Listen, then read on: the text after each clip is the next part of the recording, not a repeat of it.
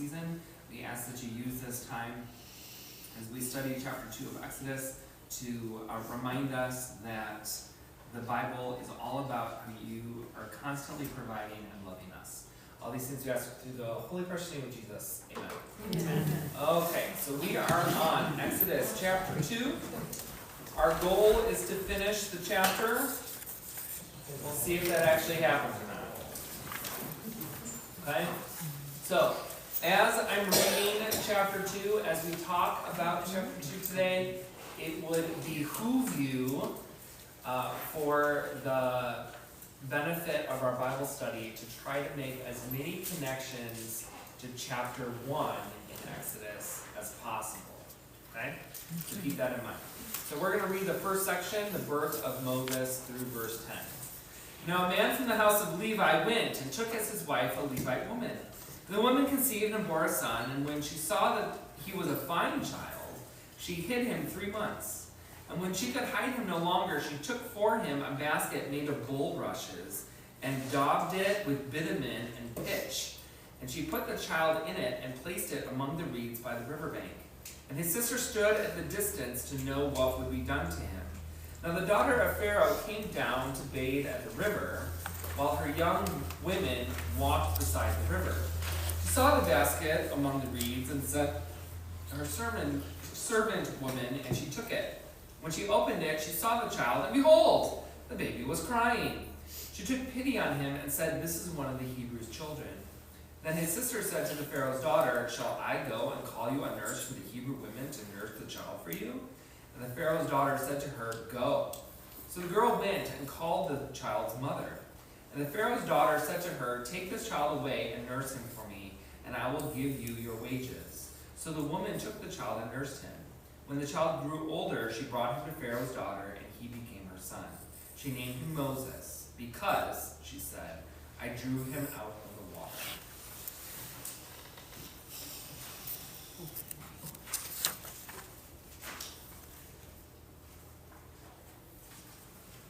Okay? What do we think? So that's what Moses means?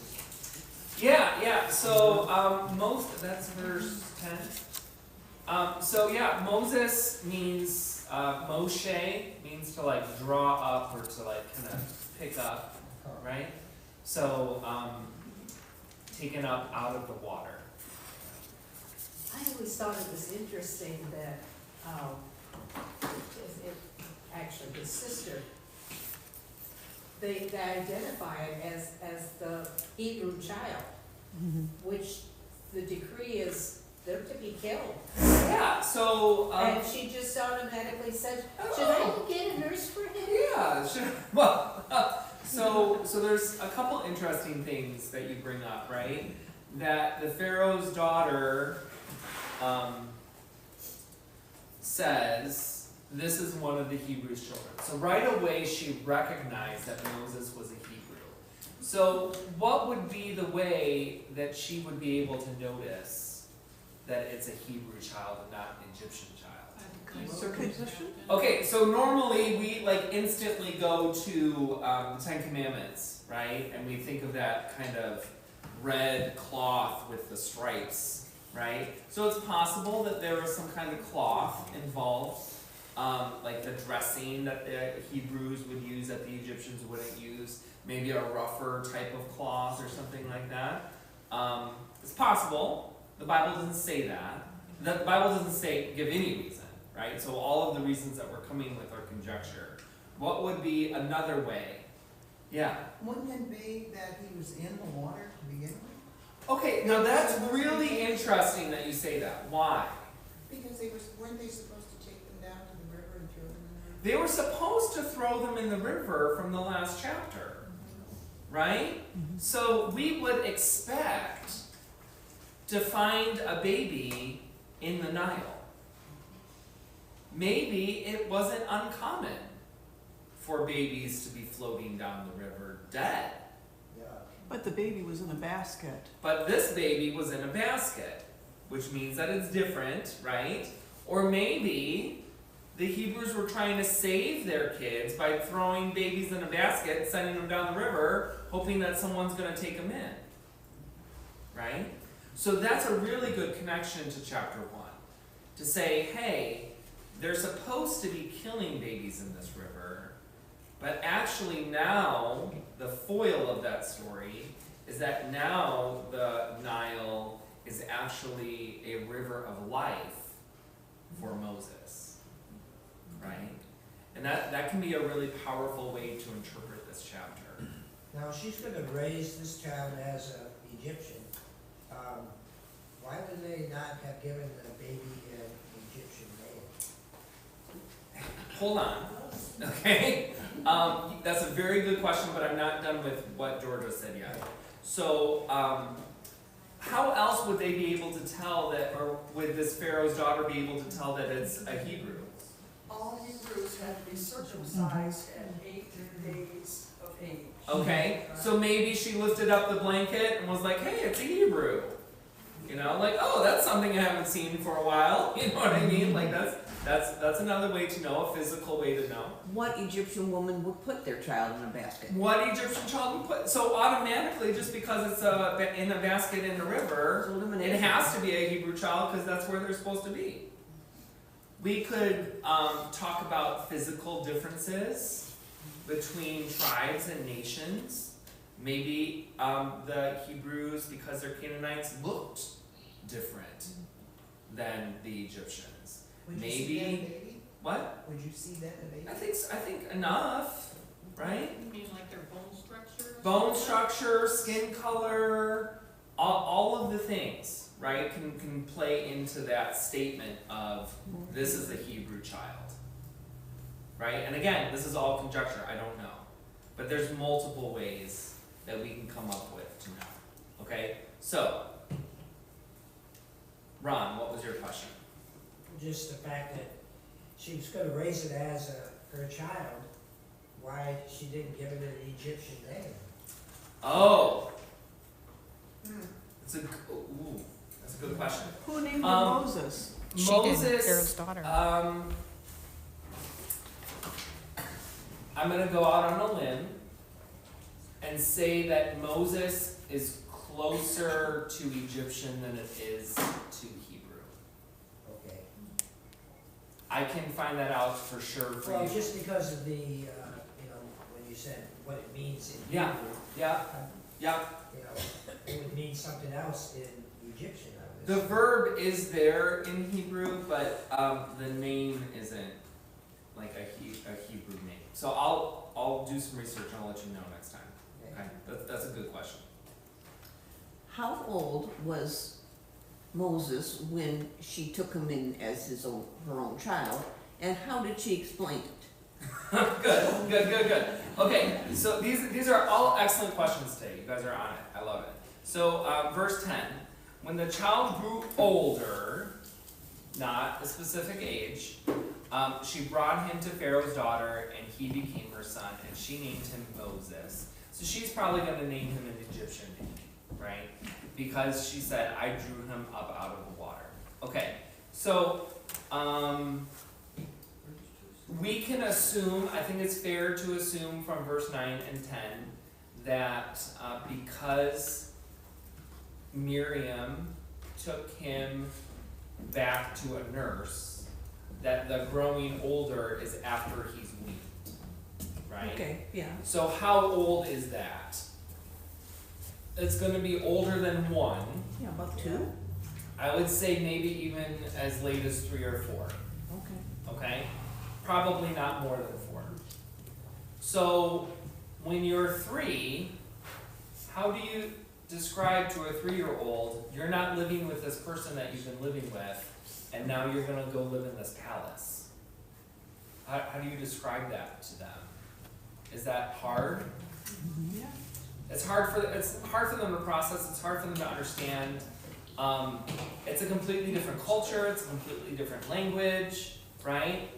That I would argue that that's probably the time that would be best, because kids usually don't have a lot of memories before they're 5. Wasn't it hard for his mother to give him up, though? Of After course that it was time. hard, You but get that start. your options are your son dies or you give up your son.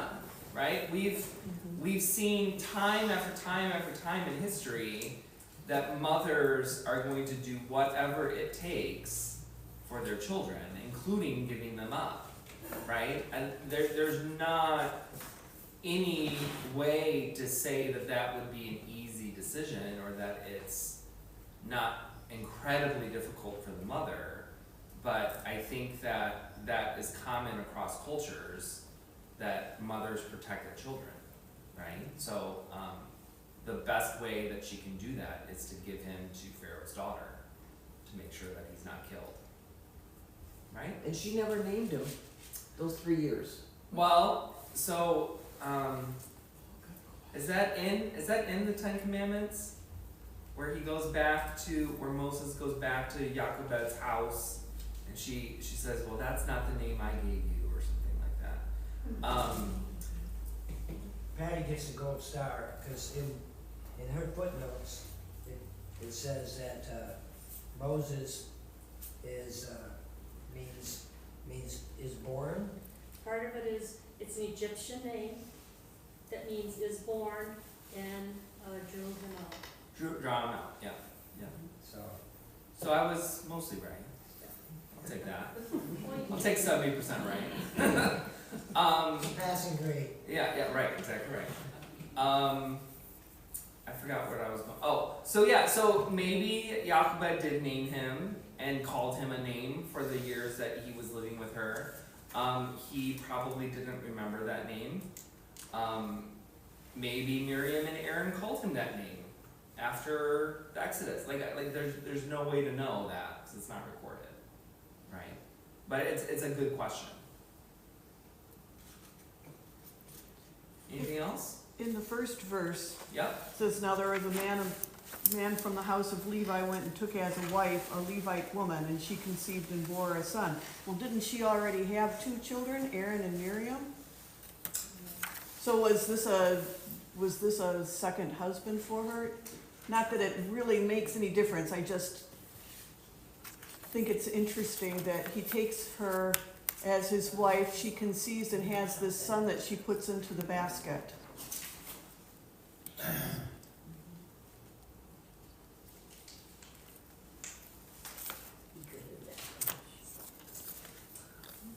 I never before.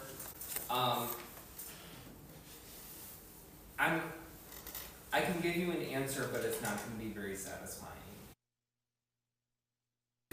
When we look at the title of this section, right, the birth of Moses, I don't think we're setting up Moses' family completely. So I think it's saying like Moses' parents got married and then they had Moses. I don't think like Moses is trying to tell us the story of Miriam and Aaron right now. He's just giving his own story. We don't really hear a lot about Miriam and Aaron until chapter 7. And then Aaron comes back into play for a while. And Miriam really doesn't come into play until chapter 15. Other than she said to Pharaoh's daughter. Right, in this section, besides this section, yeah. So, I'm gonna say that Moses is telling his own story, his family. So again, that's not really satisfying, but that's the best answer I can give off the top of my head. Narratively, right? Miriam obviously was older than Moses. Yeah, so the birth order is Miriam, Aaron, Moses. And so Aaron must have been born before the decree to Correct. kill all Correct. Miriams. Correct. So he was able to be old enough to. Correct. To age out, be grandfathered in, right? Yeah. Yeah, It was all the babies were to be killed? the male babies. Yeah, that's what I understood. Yeah. But at a certain, after the decree, Aaron was born before the Pharaoh's decree. Yeah.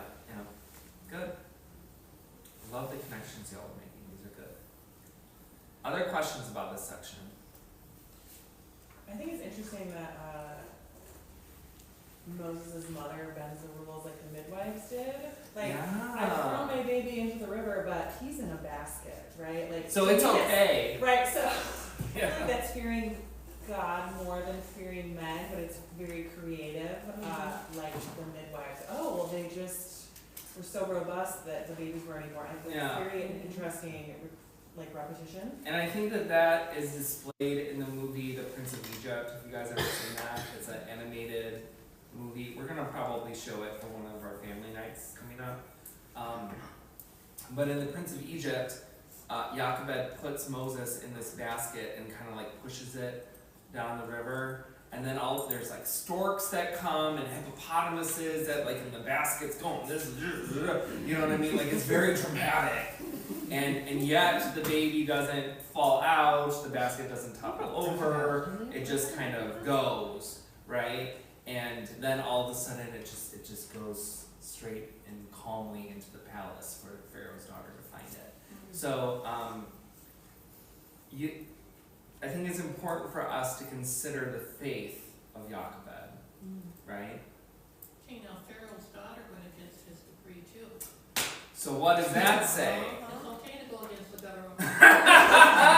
Okay, so The rebellious but daughter. I think that's really important for us to see that there are how can I say this in a good way since I'm being recorded?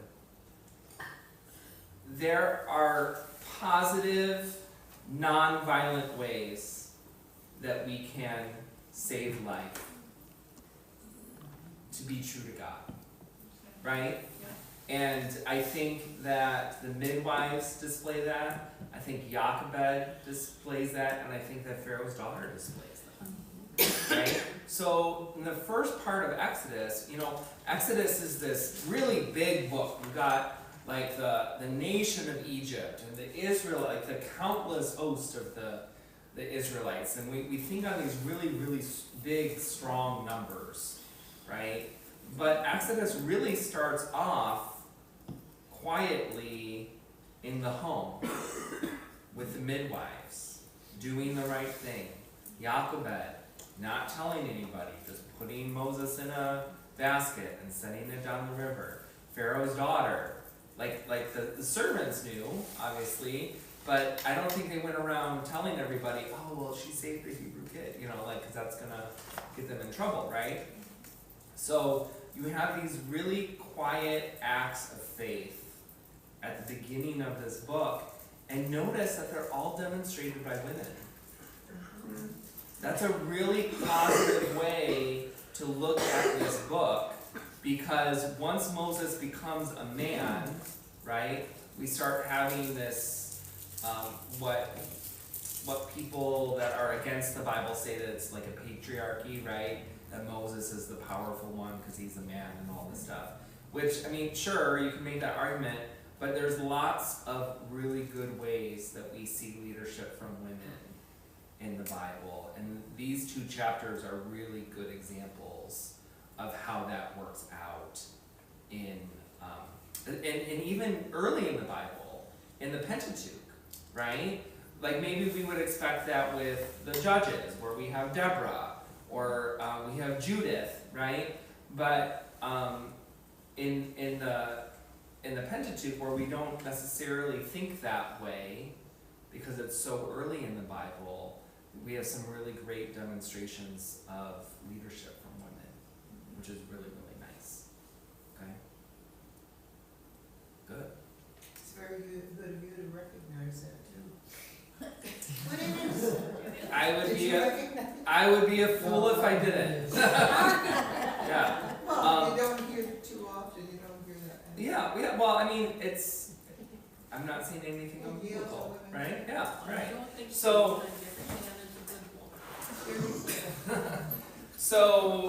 So we have that on 3 instances, right? So we have that from the midwives, from Pharaoh's daughter, and from Jochebed, and then you could also make the argument from Miriam, too.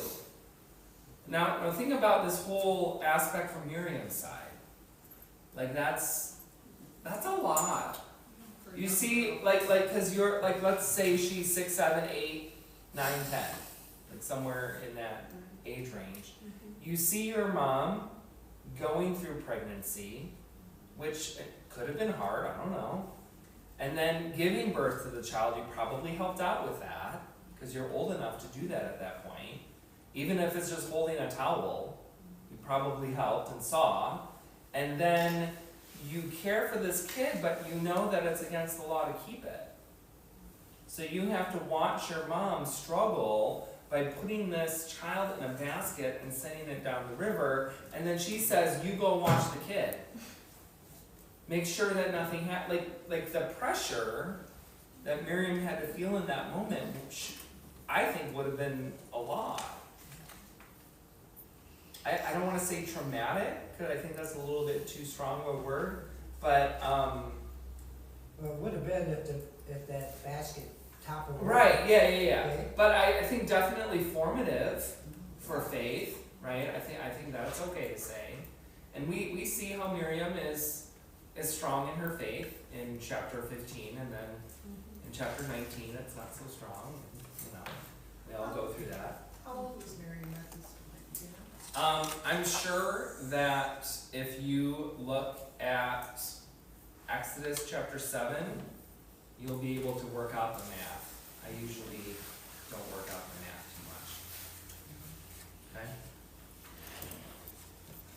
too much. Okay.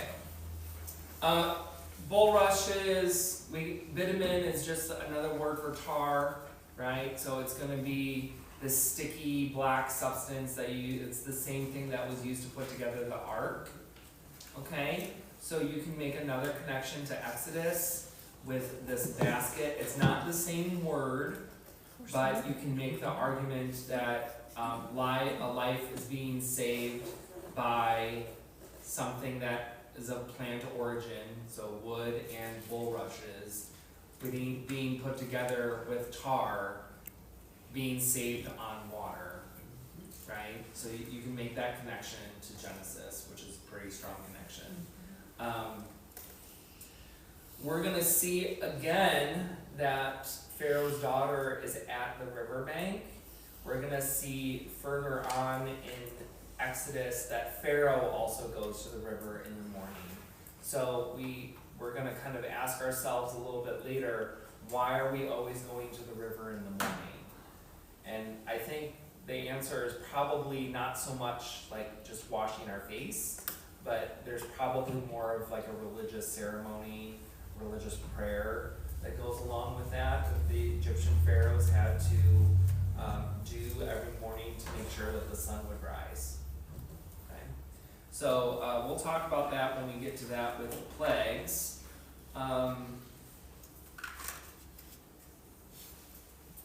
Clear as mud? Ready to move on? Okay. So Moses flees to Midian.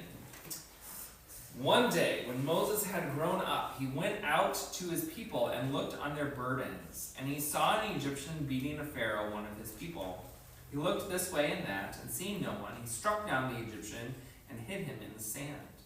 When he went out the next day, behold, 2 Hebrews were struggling together, and he said to the man in the wrong, "Why did you strike your companion?" And he answered, "Who made you prince and judge over us? Do you mean to kill me as you killed the Egyptian?" Then Moses was afraid and thought, "Surely the thing is known." When Pharaoh heard it, he sought to kill Moses, but Moses fled from Pharaoh and stayed in the land of Midian, and he sat down by a well. All right, we'll just do that. There's enough in that paragraph to talk about that right away. Yeah. So he knew, because we were talking, would there be any memory or anything when he went to go live with Pharaoh's daughter? But here he already knew that they were his people. Yeah, so I think what we talked about before can kind of play a role in this, right? Maybe he had different bone structure, maybe a different skin, maybe it was like kind of obvious that he wasn't an Egyptian. I mean, you can cut your hair and you can have a little tail thingy, but you still might be able to tell, you know? So it's possible that Pharaoh's daughter told him, you know, that I'm raising you in the palace because I found you and I love you and but you're not an Egyptian. The Bible doesn't say, right? But he knew, what it does say is that he knew that dichotomy between the two cultures and the two peoples. So he felt, there was something in him that he felt a need to protect his people. It could have been the hierarchy in the palace too, you know, that they're not gonna let Moses grow up to be Pharaoh. Completely, yeah. Kind of like with the royal family in England, right? Like there's definitely you're in, you're out Yeah. kind of thing, and Moses would have been on the outskirts of that, right? You know, you can also look at attachment theories with this. Oh. Since Moses was very young, John Bowlby did a lot of research on it. Okay. He would have been attached to his first, we could look at his parents, Mm-hmm. and became a Hebrew. Yeah, and so he could have psychologically had more of an affinity for Hebrews because he was raised by them for the formative years of his life. Yeah, and he understood them, and he was part of them. Yeah. He was part of them anyway. Mm-hmm. Is that appropriate to say, Amanda? Psychologically? Is there more you want to add to attachment theory? Not, I haven't been trained in attachment theory, so no. John Bowlby's, he's got 3 books on it, you know, he's very good Yeah. with it. yeah, I think for this discussion, that is a good explanation. Okay, good.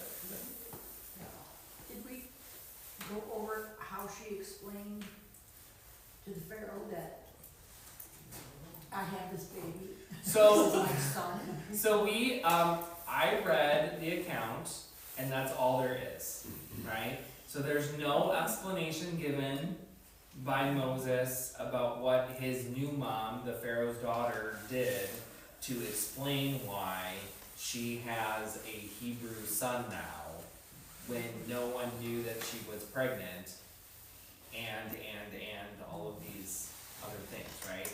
So that would have been odd, I think, especially if they had different bone structure, different skin color, different all the things, right? Could it have been treated as an act of treason?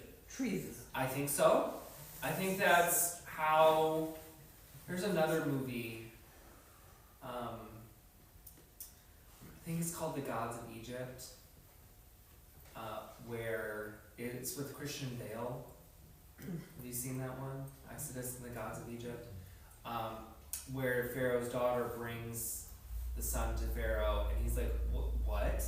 How? You know, like that kind of feeling. Like, how is this even possible?" Right. And she basically says, "Don't worry about it." And Had she been married by then, or? No I idea. do know what I know, right? Like the only thing I know is what's written in the Bible, right? So, my guess is no. She could have been 12 and And this is a little pet for her, right? Like there's no way to know, because there's also and that's part of why we watched all of those movies before we started Exodus. There's no way to really know which Pharaoh this is. Every scholar has a different theory of which one it is, and so there's no way for us to say this is the Pharaoh's daughter, this is how old she was, this is, you know, we can make guesses, and, but everyone's going to come up with a different answer. But this is the same Pharaoh that made the decree that all the Hebrew male babies were going to be killed. Correct. So I think what we're getting at is, how is this possible that there's an edict against having Hebrew children be alive, and the Pharaoh say that it's okay for her to keep this child? Well, it's his daughter. And He's gonna do whatever it takes to keep his daughter happy, fathers because will he's do Pharaoh that. and he's got the power and he doesn't care. We can make the rules. And it's only one, so it doesn't really matter, right? Just the bottom line is, God wants that line to continue. And that's the theological explanation, right? That God is providing for Moses, for Moses' family, but also through Moses for the Israelites, right? But how could he possibly explain it away, the Pharaoh? You know, here his possibly unwed daughter or young teenager, whoever, has this Hebrew child, but I have decreed that they all get killed. I mean, how does he? You don't have to explain though, Pharaoh. I would think there'd be some questions. None. There could be questions, but they wouldn't be voiced, right? If you're gonna question the Pharaoh, you're not gonna. Yeah, you won't be living. So, it's another possibility, again, the text doesn't say, I'm making this up, right? Another possibility is that the palace is really big. Maybe she hid him for a majority of his life. And maybe the Pharaoh didn't know. I'm coming up with explanations that are conjecture. Right, he probably had lots of kids. But there are ways around He it. didn't do anything except conceive. And there's no, and so you're right. So this is Pharaoh's daughter. How many other kids did Pharaoh have? Concubines. Could he have just blended in? When you have a powerful man who's in charge of a country, how much time are they devoting to their kids? Not much. Probably not a lot. And I would wager even less if there are a lot of them, right? So maybe, and again, conjecture, I'm making this up, maybe Moses flew under the radar. She was Pharaoh's daughter. She can do whatever she wants. Do girls always have that wrapped around the little finger? And Yes. So- my daughter does. I like this kid. I want I want them. Yeah, the end. That's it. Perfectly reasonable explanation. Okay? However it was God's plan. And that, I think that was Val's I point. think that's the answer to all of the questions. Well, and you can make that argument of why we don't need Bible study, because we say, oh, it's all God's plan isn't working out anyway, right? But I think that the way that we learn is we see how God works it out, right? And so that's what makes Bible study that much more important, okay? Good. We want to talk about what Moses did here? Killing people? He's just killing people now? And that's okay? Well, he must not have thought that it was really okay because he's looking this way and that way and making sure that nobody's watching him do this, and then he hid the guy in the sand. But he went out the next day, no problem. But then someone called him on And it. he thought he got away with it until someone mentions it to him, and then he's afraid. He doesn't become afraid until someone says it. So here we have arguably the greatest prophet in the world, in history, breaking the fifth commandment. But didn't have the fifth commandment yet. We gotta wait 18 more chapters for that to come, right? He obviously knew it was wrong, right?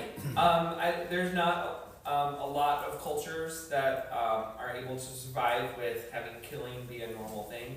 You can have killing for sacrifice, but that's a separate issue. So killing is against the laws of every culture that has survived. It's a moral code. Because it's the moral code that's written on all of our hearts that Paul talks about, right? But I don't think that Moses going out the next day is necessarily saying that he didn't have a problem with what he had done. I think that internally he did know that there was something wrong and that he had done wrong, and but he went out not knowing that anybody had seen him, and now he's trying to break up another fight. Mm-hmm. So what is that? Well, that's interesting. So if we get into the psyche of Moses a little bit, he's trying to save this Hebrew from the Egyptian, which he does because he kills the Egyptian.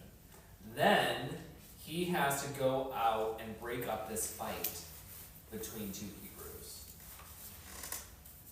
If you have to psychologically analyze that, what does that come out across as? It's okay for me, but not for you. I'm gonna go even further than that and say it sounds like a savior complex to me. Right? I'm gonna come in here and I'm gonna tell you what to do because I know what's going on because I have the authority from Pharaoh. Because I'm Pharaoh's daughter's son, and it's not really her son.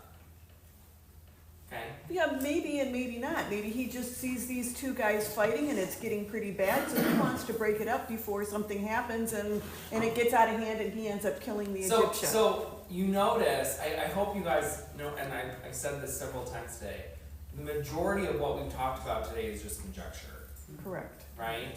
There's no way to know because the Bible doesn't say it. Okay?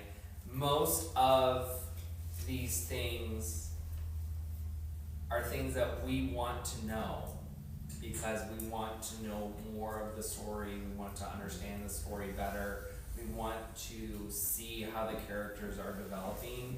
That's a natural process. But most of these answers that we've given today are not in the text. So I can forget the Freudian stuff, right? You can forget whatever you want. Okay. Doesn't it go back to what Diane said about, you know, is there ever a time when you should break the commandments? Are you ever justified to breaking the commandments? Right, back to that. But in this case, Moses has the power. He is a prince and a judge, he thinks, in his mind, over his people, over what's happening. He intervenes. But he also knows that it's wrong because he looks around to make sure nobody's watching and hides the body. He expects that in his mind, he justifies it because he did a good thing. He stopped a crime from happening. But he used violence, not the kind way that the three women did, the proper way. Oh, so you're creating a foil between Exactly. the women The and way Moses. the women handle, breaking the laws, and Moses' way. Yeah. And he expects these Hebrews to be thankful to him, and instead they go, "Who the heck are you to tell us what to do?" What are the words they use? Who made Prince, you prince, a and judge. Judge over us. They don't, they're like, Yeah.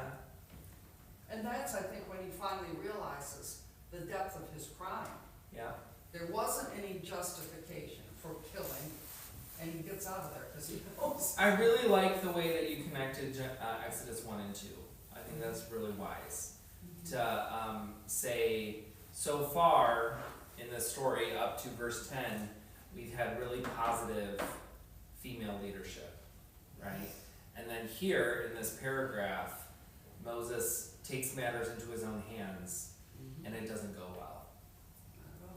Because he's sinning by killing this person. So you can make the argument between, so far in Exodus, before we get to this paragraph, it's all about saving life, right? And then in this paragraph, you have death, which is that theme from Genesis that keeps on coming up.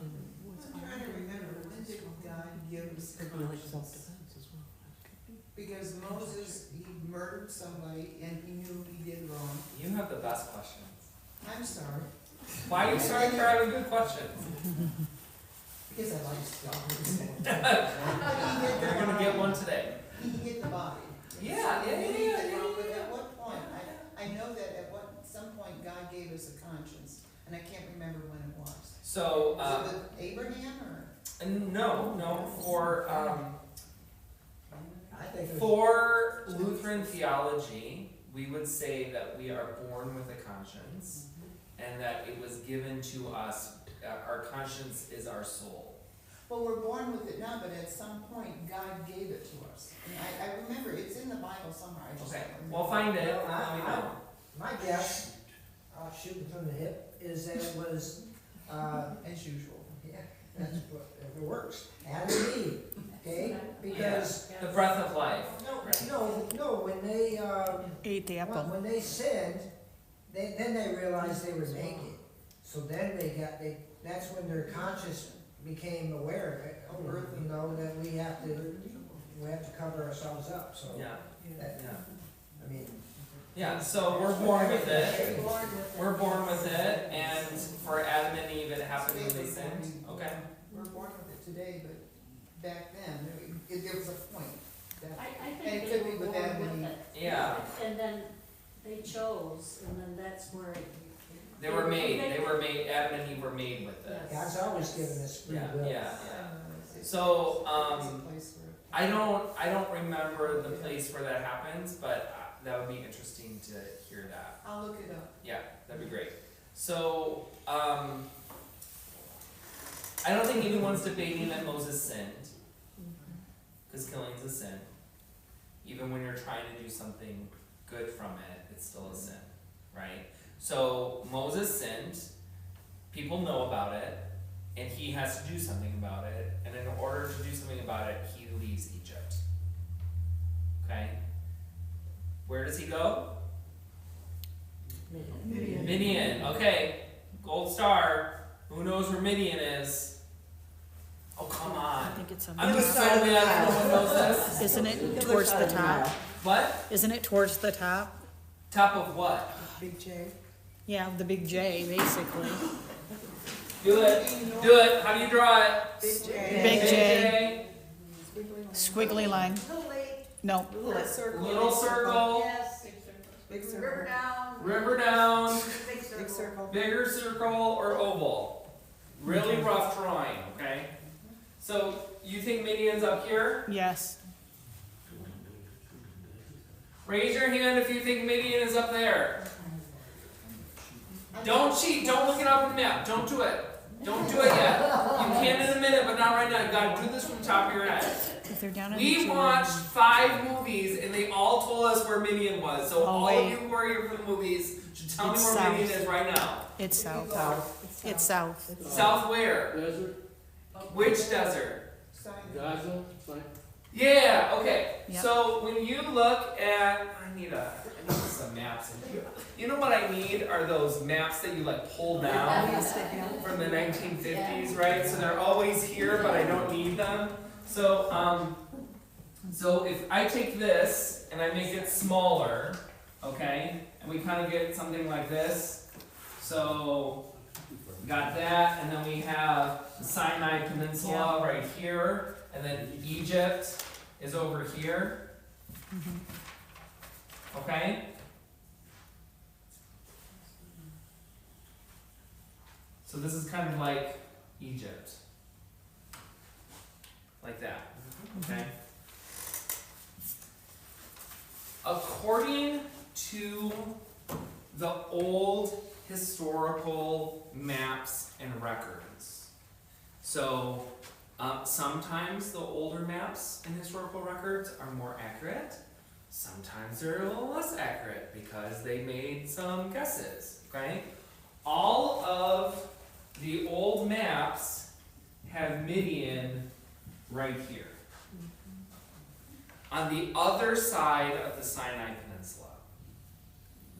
Okay?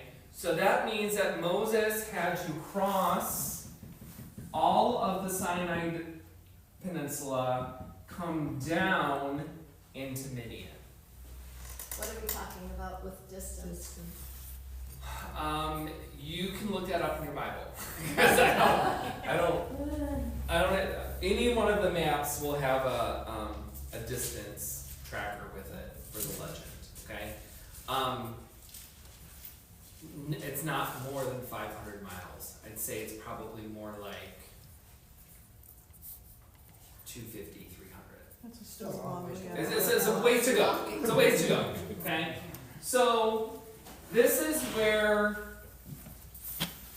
he is at a well. Okay? Walks across an entire desert. Did he bring stuff to eat? I don't know. Did he bring stuff to drink? I don't know. Did he prepare for his journey? I don't know. Right? Was that already going through your head? Yeah. Right? But when they say he fled, He fled, it Would makes be in it a sound hurry. like he probably did it. yeah. Right? There's a trade routes when. There were trade routes that he could have taken, That's how Joseph got to Egypt. and how Joseph got there originally through the Midianites and the Ishmaelites. It's ride with the camels. to ride with the camels, okay? So it's possible that he just took this route. Now, it would make more sense to me, but what do I know, right?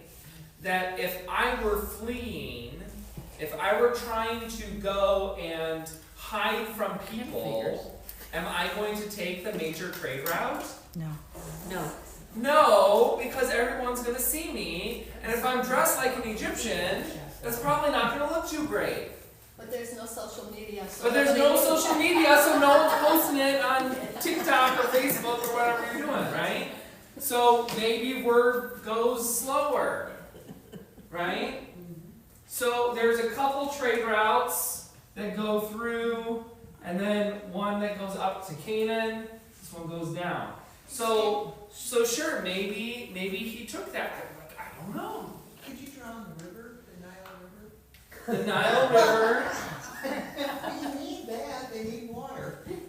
The Nile River Okay. looks like this. Okay, he's going in the wrong direction then. Okay. Yeah. Okay. So now he's in Midian, and he finds a well. Why does he find a well? The boy probably needs some water. He's walking through a desert. Moses struck the rock. That's later. Oh. That's way later. That's like chapter 16. Okay? Yeah, but that's good because we're gonna watch a movie about that. It's gonna be great. Okay. Verse 16. We can do this. We can still do this. We got this. Okay. Now the priest of Midian had 7 daughters, and they came to draw water and filled the troughs to water their father's flock. The shepherds came and drove them away, but Moses stood up and saved them and watered their flock. When they came home to their father Reuel, he said, "How is it that you have come home so soon today?" They said, "An Egyptian delivered us out of the hand of the shepherds and even drew water for us and watered the flock." He said to his daughters, "Then where is he? Why have you left the man? Call him that he may eat bread." So Moses was content to dwell with the man and he gave Moses his daughter Zipporah. And she gave birth to a son, and he called his name Gershom, for he said, "I have been a sojourner in the foreign land." Okay.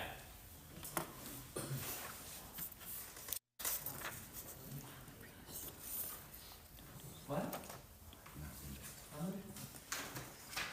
So there were other shepherds that were here, that were at that well to draw water, but they wouldn't let the girls come and The get water. girls had to wait, and I think that's kind of in the Ten Commandments, where the men are watering their flock first, and then they make the women wait. No, No, they were there first. it's in one of the other movies. Moses, And the Prince of Egypt. Like trying to push them away. Oh, okay. And then Yeah. I should probably watch that again before I start quoting it some more. And I've never seen Yul Brynner in the Bible. I always felt really bad for Yul Brynner because I felt that like he was just typecast as like a foreigner when none of those were really his origin. You know what I mean? So like I think of him as in the King and I, exactly, like the King of Siam, right? And then he's in the Ten Commandments, right?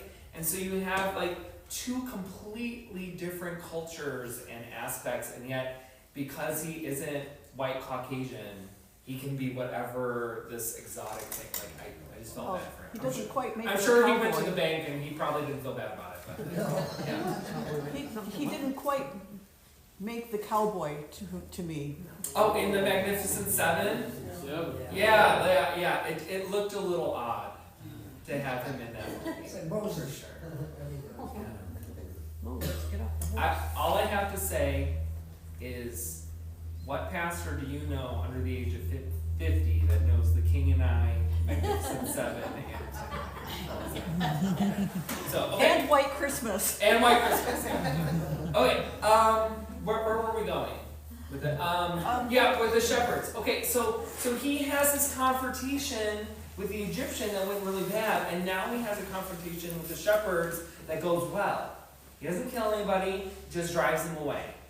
Okay, so maybe we see a little bit of learning here. And that's good. Learning from our mistakes, right? Like this is kind of what we want. Maybe he's just trying to get some water because he's really thirsty because he's been in the desert for a couple days. Makes sense too.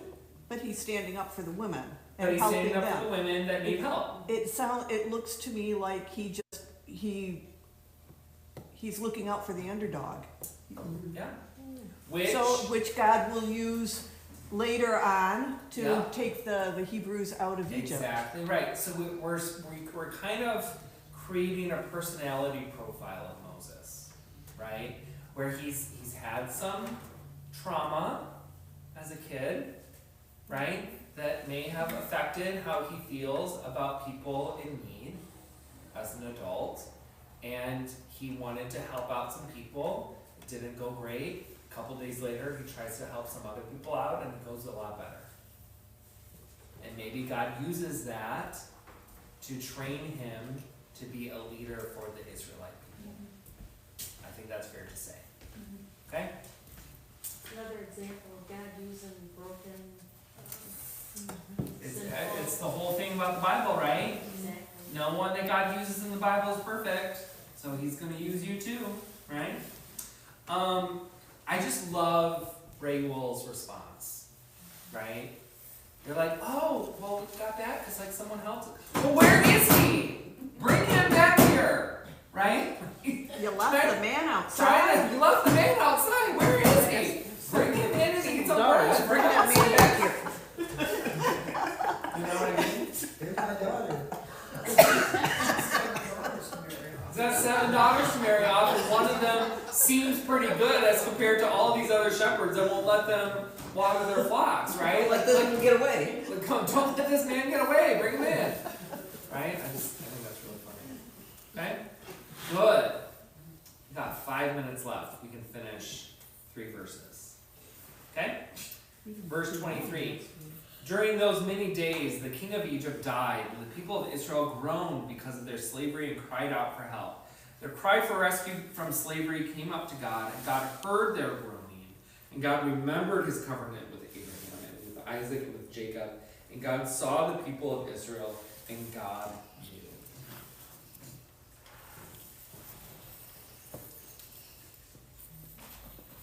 What does that mean? What does what mean? And God knew. It seems like that pause there, he saw the people of Israel, what did he know? No, he knew that they were suffering? Yeah, God knew what they were going through. So the verb to know in Hebrew acts a little bit differently than it does in English. I think in English, we automatically think of to know as like knowledge, right? And even in Spanish, you get 2 separate verbs to know. You have saber and conocer. Saber means to know information, like to know things, to know like facts. And conocer means to know people or to be familiar with situations or places. Like empathy? Or not so strong? It's usually not an abstract thing. It's usually a concrete thing. So like to be familiar with people, like you say, oh yeah, I know him. You would use conocer instead of saber, right? And so the Hebrew version of to know is a lot closer to this conocer of like being familiar with a place or a person or a situation. So God knows, not just has knowledge of what the Israelites are going through, but he knows who they are. And he knows what they're going through. And he remembers them. Doesn't it say remember? Yes. Right? Yes. That's the same verb, zakar, that